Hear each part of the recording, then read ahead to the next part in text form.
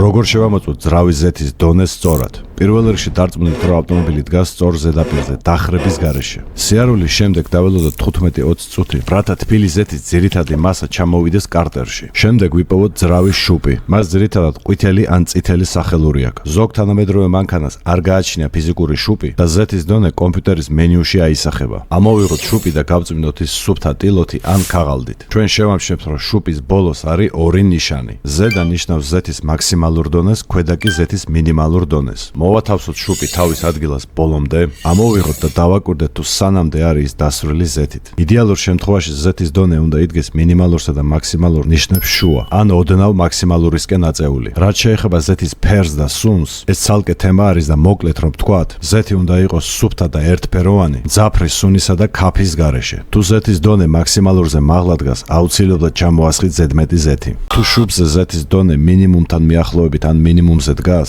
ჩაამატეთ ზეთი და ხელახლა ჩაატარეთ გაზომვა, სანამ ზეთის დონე ნორმაზე არ დადგება. და თქვენ რა სიხშირით ზომავთ ავტომობილში ზეთის დონეს, დაწერეთ კომენტარებში. მეტი ვიდეოებისთვის გამოიწერეთ YouTube არხი.